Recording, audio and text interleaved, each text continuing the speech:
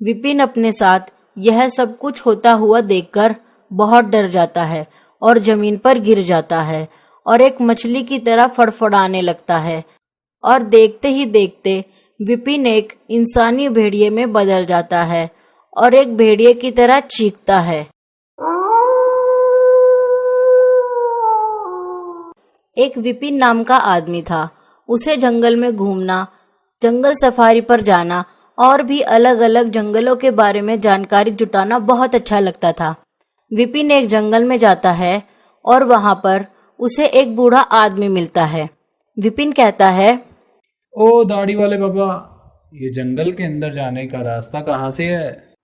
बूढ़ा आदमी कहता है, जंगल के अंदर जाने के लिए सीधे चले जाओ और बाएं मुड़ जाना।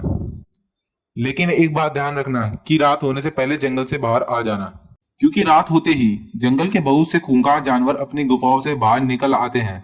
विपिन कहता है, ठीक है, मैं रात होने से पहले जंगल से बाहर आ जाऊंगा। विपिन जंगल के अंदर जाता है, लेकिन कुछ देर आगे जाने के बाद विपिन रास्ता भटक जाता है और जंगल में खो जाता है। देखते ही देखते रात हो जाती है और विपिन जंगल से बाहर नहीं आ पाता। विपिन पास ही में एक गुफा में छुप जाता है। तभी विपिन को लगता है कि गुफा के बाहर कोई खड़ा है और वह उसकी तरफ ही बढ़ रहा है और विपिन के पास पहुंच जाता है। विपिन देखता है कि एक भेड़िया है, लेकिन वह एक नॉर्मल भेड़िया नहीं है। वह अपने 2 पैरों पर खड़ा हुआ है और देखने में किसी इंसानी भेड़िए की तरह लगता है। विपिन जब ध्यान से देखता है तो उसे पता चलता है कि वह भेड़िया बहुत ही घायल है और वह भेड़िया जमीन पर गिर जाता है। विपिन को लगता है कि वह मर गया। विपिन उसके पास जाता है, लेकिन तभी वह भेड़िया उठता है और विपिन के हाथ पर काट लेता है। विपिन डर जाता है और वहां से हट जाता है। तभी वह बूढ़ा आदमी 2 लोगों के साथ आता है और उस भेड़िए को मार डालता है। बूढ़ा आदमी, तुम्हें कहा था ना कि रात होने से पहले जंगल से निकल जाना। देखो किस तरह के जानवर यहाँ घूमते हैं। इस भेड़िए ने तुम्हें काटा तो नहीं? विपिन बहुत डर जाता है और विपिन कहता है, नहीं, इसने मुझे नहीं काटा।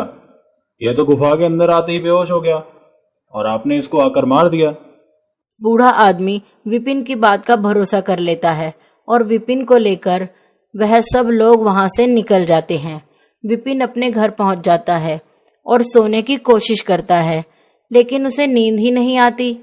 उसका पूरा शरीर पसीने में हो जाता है और देखते ही देखते सुबह हो जाती है, लेकिन विपिन को बिल्कुल भी नींद नहीं आती।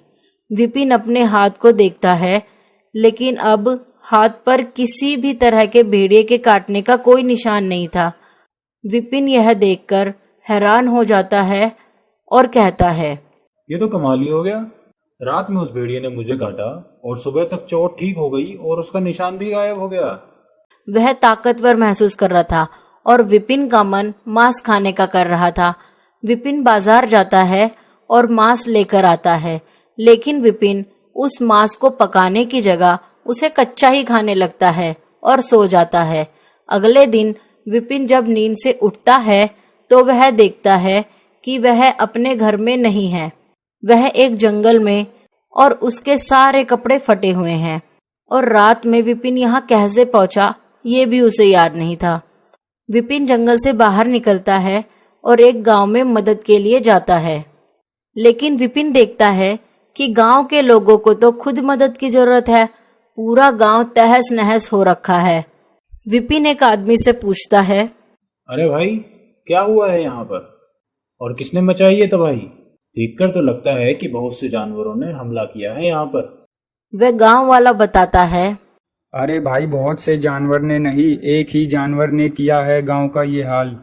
कल रात गांव में एक आदमखोर घुस आया और सभी गाय, भेड़ और बकरी को भी मार दिया और सबका घर उजाड़ कर यहाँ से भाग गया और बहुत से लोगों को घायल भी कर गया।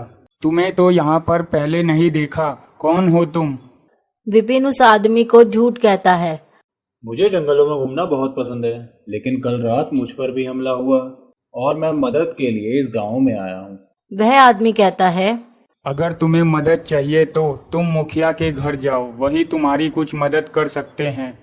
विपिन मुखिया के घर जाता है और जाकर देखता है मुखिया एक बंदूक लेकर अपने घर के दरवाजे पर खड़ा है। विपिन कहता है, मुखिया जी, मुझे आपकी मदद चाहिए। मुझे कुछ दिन के लिए अपने घर में पनाह दे दीजिए। मैं जंगल में घूमने आया था, लेकिन किसी जानवर ने मुझ पर हमला कर दिया। मुखिया कहता है, तुम इस गांव में नए हो, इसलिए तुम हमारे मेहमान हुए। हम तुम्हें रहने के लिए जगह जरूर देंगे, लेकिन रात में अपने कमरे से बाहर ना निकलना। यहाँ पर एक आदमखोर घूम रहा है। विपिन अपने कमरे में सोच ही रहा था कि वह यहाँ पर किस तरह से पहुंचा। सोचते सोचते रात हो जाती है और तभी विपिन की नजर चांद की तरफ पड़ती है। विपिन चांद से अपनी नजरें ही नहीं हटा पाता और देखते ही देखते विपिन की आंखें लाल हो जाती है और विपिन के हाथों पर बाल उगने लगते हैं। उसके नाखून लंबे होने लगते हैं और दांत लंबे हो जाते हैं। विपिन अपने साथ यह सब कुछ होता हुआ देखकर बहुत डर जाता है और जमीन पर गिर जाता है और एक मछली की तरह फड़फड़ाने लगता है और देखते ही देखते विपिन एक इंसानी भेड़िए में बदल जाता है और एक भेड़िए की तरह चीखता है।